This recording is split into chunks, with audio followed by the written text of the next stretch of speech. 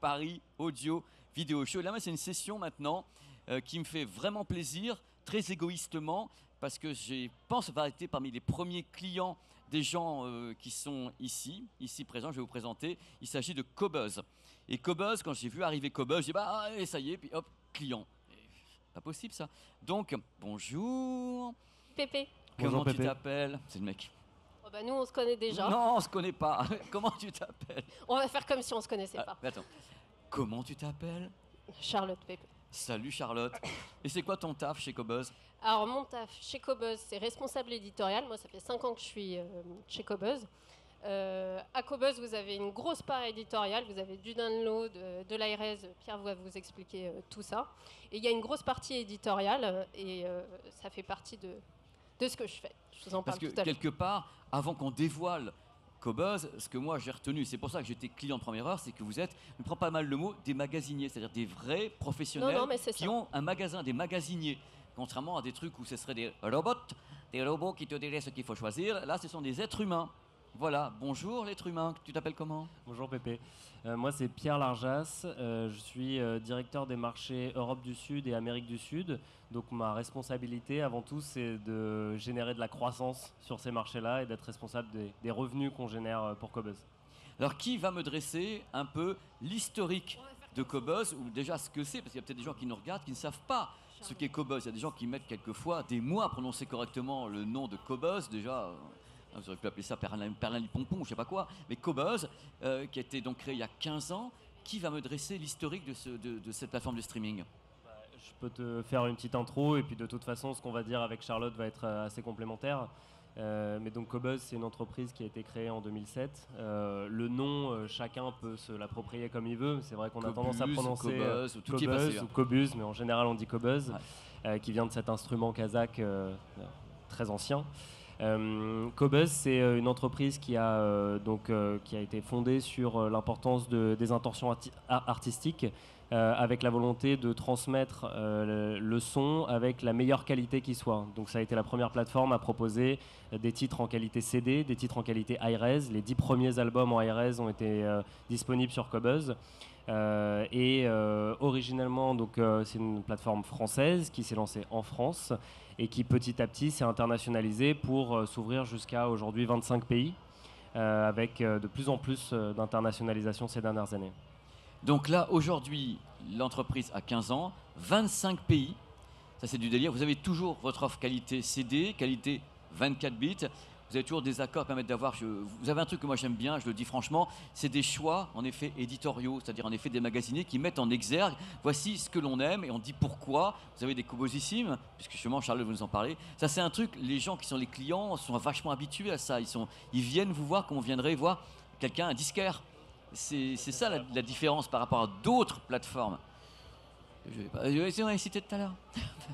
Bah, c'est exactement ça, Pépé. Et moi, je vais vous parler plus tard des Qobuzissimes après avoir parlé des 15 ans. La grosse spécificité de Qobuz, effectivement, c'est la ligne éditoriale. C'est une ligne éditoriale qui diffère complètement de la concurrence. Nous, la volonté qu'on a chez Qobuz, parce qu'on est vraiment des passionnés de musique, moi je bosse dans l'équipe musique, la volonté qu'on a, c'est de défendre des catalogues qui sont peu représentés ailleurs, de défendre une musique de manière intégrale. Nous, notre bac nouveauté, on présente des albums, on ne présente pas des tracks. Tout ce qu'on met en avant dans le bac nouveauté, c'est nous à la mano, avec nos petites manos, qui les mettons en avant. C'est-à-dire qu'on va écouter tout ce qui va sortir, et puis... comme tu disais, on est un petit peu un magasinier, un petit disquaire du coin, c'est-à-dire que dans les rayonnages, on va pas vous mettre tous les albums. On va sélectionner les albums et on va vous dire, ça c'est vraiment, nous on l'a écouté et vraiment on recommande, on le met dans le bac nouveauté. Notre bac nouveauté, il est très éclectique, justement parce qu'il entend raconter tous ces catalogues que nous on défend, qu'on retrouve peu ailleurs, c'est-à-dire le blues, le folk, la country, la world. On a un ADN vu notre historique, parce que ça a été d'abord que du classique à Qobuz. Donc on défend aussi le classique, le jazz, vraiment tous ces catalogues. Quand on va sur la homepage de Qobuz, on a d'abord le bac nouveauté. Et le bac nouveauté, encore une fois, c'est nous, à l'équipe musique, qui allons sélectionner les albums pour vous les proposer. À l'inverse, vous avez d'autres plateformes qui, elles, vont juste vous mettre tout ce qu'il peut y avoir sans vous sélectionner les meilleures tomates du marché qui ont été affectées. Charlotte. Non, mais moi, je suis un moulin à paroles.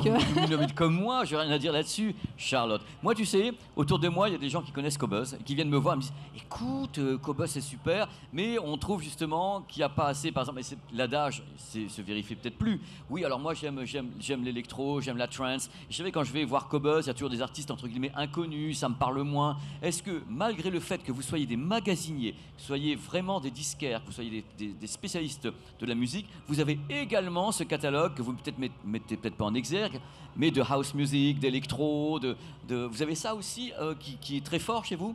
Ah ouais, l'électro, c'est quelque chose, c'est un genre qui est très fort chez nous. Je ne sais plus s'il est 4e ou 5e en pole position de nos écoutes genre.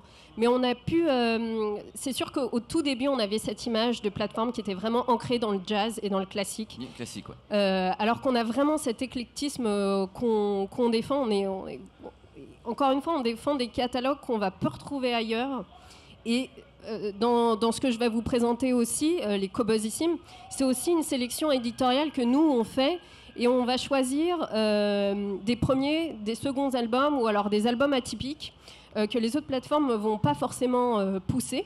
La volonté qu'on a derrière, c'est vraiment de mettre la lumière sur des artistes dont on va peut-être pas parler, mais nous, on a écouté leur album et on se dit vraiment que ça vaut le coup. Et on a envie de les pousser, on a envie de les faire découvrir. Et c'est là qu'est né le mot Qobuzissime, c'est-à-dire c'est la rédaction qui salue un artiste récent ou second album parce que c'est une carrière à laquelle vous croyez et vous dites voilà, nous sommes Qobuz, nous connaissons les gens qui nous achetons. Parce que je tiens à dire un truc important, et ça vous allez en parler, ou peut-être toi, c'est que non seulement vous faites du streaming, mais ce qui est rare, voire maintenant presque super rare, vous vendez également. On peut acheter, c'est-à-dire ça vous appartient, c'est-à-dire c'est ça le truc. Oui, tout à fait. On est la seule plateforme aujourd'hui qui propose un modèle hybride qui permet à la fois de streamer en qualité CD et en qualité high-res, donc qualité 16 bits et 24 bits, mais aussi d'acheter en qualité 16 bits et en qualité 24 bits. Ce qui est assez incroyable, c'est que c'est un marché qui est globalement en décroissance, mais qui, chez Qobuz, reste en croissance. Je pense qu'on fait partie des dernières plateformes à pouvoir proposer ce modèle et qui fait qu'on a de plus en plus de clients qui viennent chercher ça chez nous, non seulement parce qu'on existe, mais en plus de ça, parce qu'ils sont certains de trouver la meilleure qualité pour leurs fichiers.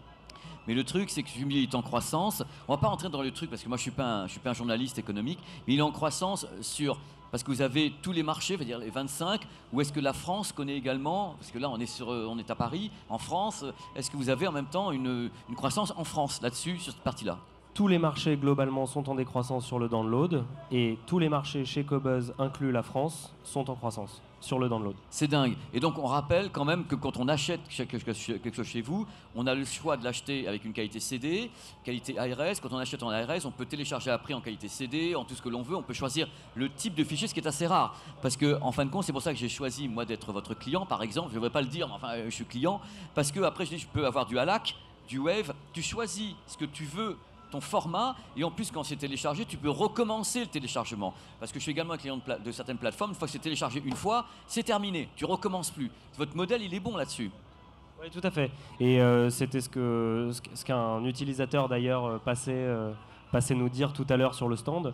C'est que bon, c'est la seule plateforme aujourd'hui qui permet cette flexibilité là, à la fois la richesse du catalogue, mais aussi la flexibilité du téléchargement, pouvoir la retélécharger dans les différents formats. Une fois qu'on a acheté un format qui est le plus élevé en high-res, on peut le télécharger dans tous les formats qu'on souhaite. Qui peut le plus, peut le moins. Alors j'ai la question fatale, mais moi je dois la poser parce que bon, je suis un d'amour, mais quand même. Donc le truc, c'est que vous savez très bien qu'il y a une mouvance actuellement. Vous avez vu tout à l'heure Monsieur Jarre ici, Jean-Michel était là, nous a parlé de l'immersion audio. Nous a parlé avec quelqu'un de Dolby Atmos. Il y a Apple qui pousse de tous les côtés. Pourquoi est-ce que Apple Music pousse? Parce qu'ils ont les produits, tout simplement. Ils ont le casque, ils ont les écouteurs, les AirPods. Ils plébiscitent le head tracking.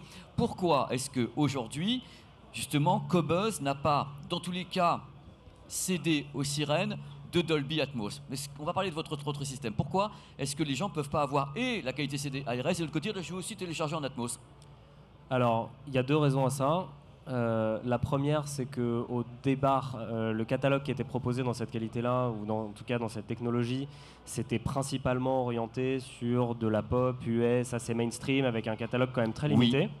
Oui. Ce qui était relativement loin de ce que nos clients aiment écouter, ou en tout cas ont comme habitude de stream chez nous, ou de téléchargement. La deuxième raison, c'est qu'on fait très très régulièrement des sondages, on essaye de comprendre nos utilisateurs, leur évolution.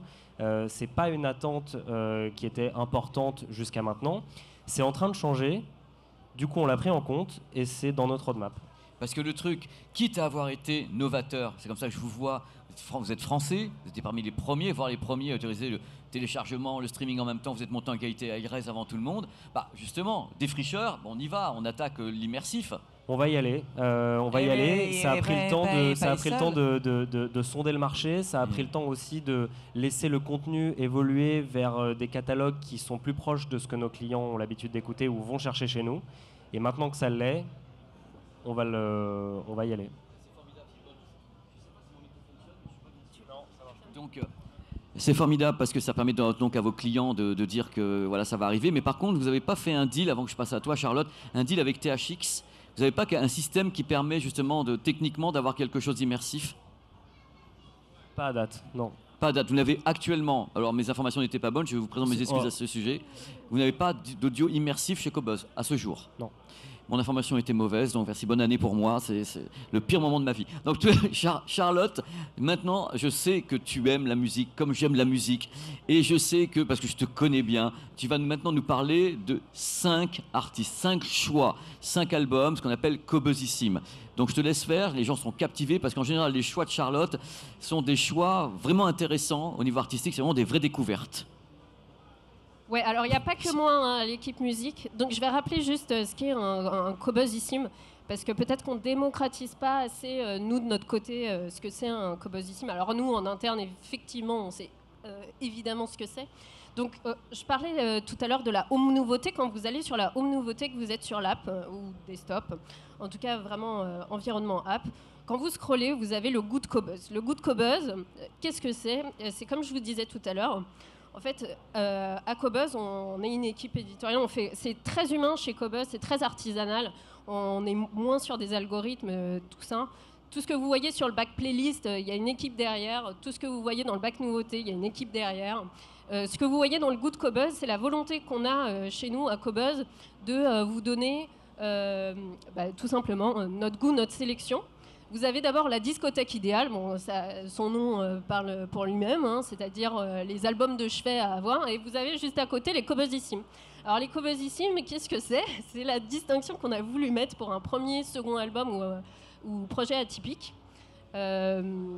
Donc vraiment, ça a été la volonté de mettre en lumière des artistes. Une sorte de label, parce que c'est un label, ouais, un label découverte, je dirais presque quelquefois. Alors il n'y a pas de petite statuette. Hein, Mais ça va venir.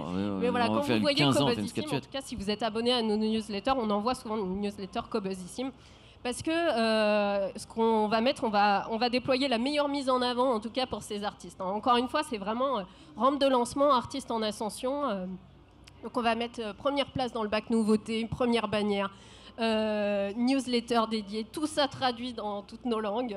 On va faire une chronique. Ah oui, en combien de langues en plus vous avez une équipe complète? En fait, quand l'équipe vous avez en France, vous avez une équipe similaire pour l'étranger, établie par exemple, vous avez le Japon ou pas? Alors, vous l'avez eu? Non, on va l'avoir. Je sais pas, j'avais comme une information qui était à peu près bonne dans le tas. Et je sais plus quoi faire. Ouais, vas-y. Juste rapidement pour le Japon, donc on a racheté une entreprise qui s'appelle Ionkyo et qui fait du téléchargement, principalement du téléchargement au Japon. Donc c'est une nouvelle langue pour nous. C'est un premier pied. Un deuxième pied viendra très bientôt l'année prochaine en streaming là-bas. Mais pour le moment, voilà, on a le japonais, l'anglais, le français, le portugais brésilien, l'espagnol et l'espagnol d'Amérique latine et l'allemand. Bah, c'est vachement bien déjà. Ça fait quand même une belle plateforme. Charlotte, tes 5 coups de cœur. Tes 5 Qobuzissimes. Ouais, 5 Qobuzissimes.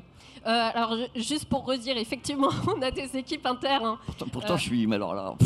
Allez, Non, vas-y, mais, ouais, fais-toi moi, c'est plaisir, un Charlotte, c'est pour moi. Allez, vas-y, let's go. Non, mais juste pour redire, donc comment ces Cobuzissime ils sont définis, c'est qu'en fait tous les mardis après-midi, on a une équipe. Cobuzz, à la base, c'est une entreprise française, donc on a une équipe qui est plus développée en France, mais on s'est développé à l'international. Le mardi après-midi, on se réunit avec toute l'équipe musique inter. Il y a Sini dans les pays nordiques, Jessica pour l'Australie-Nouvelle-Zélande, voilà. On a tous écouté des albums et en fait on les propose au vote, c'est-à-dire qu'on va dire à l'équipe, bon voilà, j'ai écouté super album, on va pitcher l'album, on va se dire, vous l'écoutez, on va voter, s'il y a une grosse majorité, quand il y a une petite majorité comme ça, on se dit bon, on va pas y aller. Quand on a une grosse majorité, on y va et effectivement on fait la plus grosse mise en avant qu'on peut faire pour ces albums. Alors, je vais avancer un petit peu. Hein. Alors, je voulais pas vous faire les 15 ans des Cobuzissime parce que là, ça aurait été super dur de trouver quel album on allait choisir là-dedans. J'allais pas vous faire les meilleurs albums de l'année 2022. Ça aurait été un peu compliqué, en plus l'année n'est pas finie. Donc je me suis dit, je vais faire 5 albums, je vais y arriver. 5 albums qui ont été Cobuzissime cette année. Et on va commencer par Charlotte Adigéry et Bolis Poupoul. Alors, j'avoue, je le mets, c'est moi qui l'avais choisi. Et il y a eu une grosse majorité dessus. Alors, Charlotte Adigéry et Bolis Poupoul, c'est une collaboration pour le coup. Mais c'est aussi un premier album. Ils s'étaient rencontrés sur un film qui s'appelle Belgica, qui a été fait par Félix von Groningen, le mec qui est derrière Alabama Monroe et La merditude des choses, donc un passionné de musique. Ils ont commencé à faire cet album en studio. La collaboration a super bien marché. Ça s'appelle Topical Dancer. C'est assez groovy, des beats assez massifs. On va écouter tout de suite Hit Me. Comme ça, vous allez vous rendre compte. On va écouter peut-être 10 secondes. Je ne sais pas. 10 secondes, parce que c'est vraiment sur YouTube.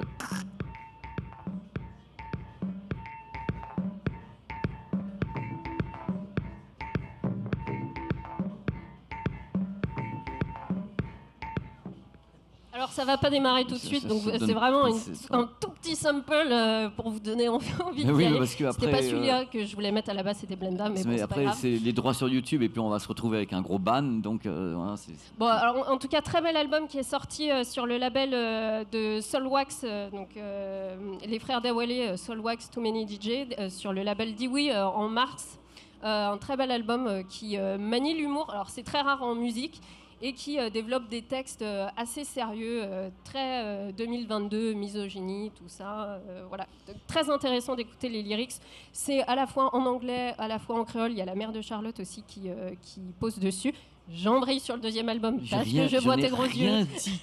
Pour une fois, je dis rien, parce que je parle plus que toi encore. J'ai rien à... Est-ce qu'il y a le deuxième album, Charlotte ? Ouais, alors on va partir à Londres. Pour le coup, on va écouter Cocoroco. Alors Cocoroco, c'est un octet, donc 8 musiciens. La scène jazz londonienne est foisonnante en ce moment. Elle est très protéiforme. On a plein de groupes en fait qui se ressemblent pas forcément. Et alors Cocoroco, la spécificité de ce groupe, c'est que on a des membres qui viennent beaucoup d'Afrique, aussi des Caraïbes, et qui puisent dans la musique africaine, notamment la musique ghanéenne. Et le high life, alors le high life, pour ceux qui ne savent pas, c'est une musique du 19e siècle qui est née au Ghana et qui était une musique de bal. C'est pour ça qu'elle s'appelle high life, c'est vraiment une musique de haute vie qui est faite à la guitare. Donc c'est une musique qui se retrouve beaucoup chez eux. Il y a beaucoup d'afrobeat aussi chez Cocoroco. On va écouter tout de suite Age of Ascent avant que tout le monde s'endort.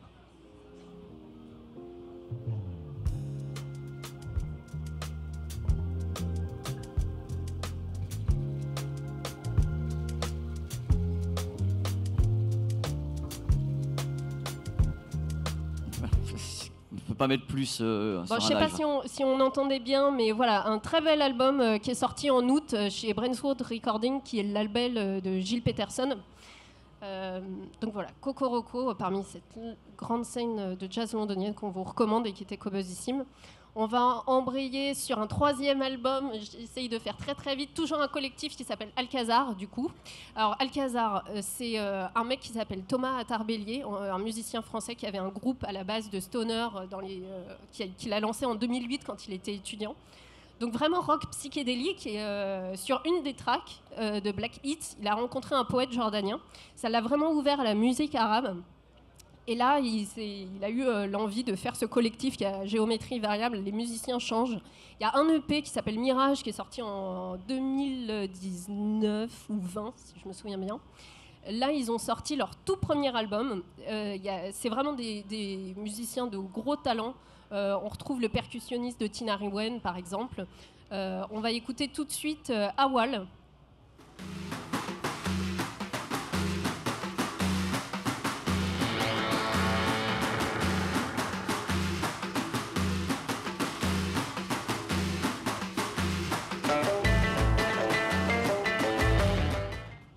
Alors, on n'entend pas trop la guitare électrique. La grosse basse fondamentale de Alcazar, c'est vraiment cette rencontre entre guitare électrique et oud. C'est une volonté aussi de faire renaître la musique des années 70 arabe qui avait ce pont vraiment entre Orient et Occident, où on allait puiser dans la musique traditionnelle avec des instruments qui étaient vraiment oubliés. Donc voilà, on recommande vraiment cet album qui est sorti en septembre, donc Alcazar. J'embraye sur le quatrième. Donc quatrième, on retourne à Londres avec PVA. Alors PVA, c'est un petit trio londonien. Ils sont tout jeunes, ils ont moins de 25 ans, ils sont ultra étonnants. Moi, je les ai vus à la Route du Rock, j'ai fait leur interview. Ils sont tout jeunes et en fait, c'est juste deux potes qui ont créé leur groupe. Ça commence souvent comme ça de toute façon. Ils ont créé leur groupe au lycée et puis Josh est parti à l'université. Il a rencontré Ella là-bas. Ils ont commencé à jouer ensemble pendant 1 an. Louis les a rejoints. Donc c'est basse, guitare, synthé. On va écouter tout de suite. Let's go. It's the same sky you see. It's the closest thing to being in your eyes and in your body. And I can talk about the stars, but so many hundreds have done before. I want to talk about your feet and your neck. Un dernier petit coup de cœur parce qu'on n'a plus beaucoup de temps, ma Charlotte. Ouais, il en reste plus qu'un. De toute façon, je vous encourage vraiment à aller écouter parce que c'est pas avec 10 secondes que vous allez vous faire une idée, ça c'est clair. Mais voilà, Pivier qui a sorti leur premier album Blush du coup en octobre, c'est signé chez Ninja Tune, donc du coup un super label aussi. Et on va finir par un album que j'aime beaucoup, qui est pour moi un des meilleurs albums de l'année 2022. C'est Skintifia de Fontaines DC. Alors Fontaines DC, ça n'a pas été un cobuzzissime cette année, puisque là on parle du 3e album. Ça a été cobuzzissime pour Dolgrel qui était sorti en 2019, donc là on est vraiment plus dans du post-punk, en tout cas pour le premier album. C'est des Irlandais, hein, du coup c'est un quintet qui aujourd'hui vit à Londres. Tout l'album, donc Skintifia, qui signifie la damnation du cerf en irlandais, est voué à l'Irlande, qui est leur terre d'origine. Ils se sentent un petit peu exilés à Londres. On va écouter tout de suite I Love You, qui du coup n'est pas destiné à la bien-aimée de Grant, le chanteur, mais vraiment à l'Irlande. Let's go.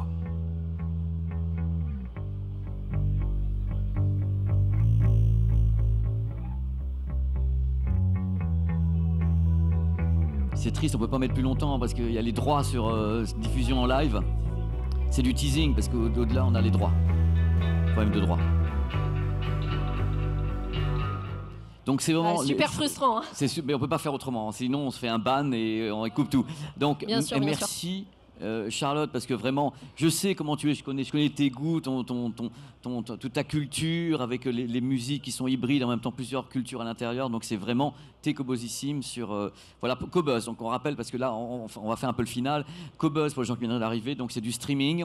Qualité CD, qualité 24 bits dans ce qu'on appelle iRes. On peut également acheter les morceaux, c'est là la grande différence par rapport à d'autres plateformes qui sont des plateformes où on peut uniquement faire du streaming. Là, il y a des achats, donc le produit t'appartient après, on peut le télécharger à l'envie et vous fêtez vos 15 ans. Et ça, c'est beau parce que c'est une boîte française. Je vous connais depuis le début et de voir qu'au bout de 15 ans, vous êtes dans 25 pays et bientôt le Japon. Ça, c'est quand même extraordinaire, c'est un beau succès français, surtout qu'en face, il y a du monde, mais en face, ils n'ont pas vos magasiniers, ils n'ont pas des disquaires comme vous, ils n'ont pas des gens qui vont chouiner dans les bacs et trouver des perles. Ils n'ont pas ça, on a ça, nous, en France. On peut les applaudir, Cobuzz. Merci, messieurs, dames. Merci beaucoup. Donc là, maintenant, on va laisser prendre un petit break et moi aussi. On va se retrouver juste après avec une autre session. Restez bien avec nous. C'est ici, au Palais des Congrès et c'est jusqu'à ce soir, 18h. Il y aura un groupe tout à l'heure à 18h ici. On recommencera demain aussi.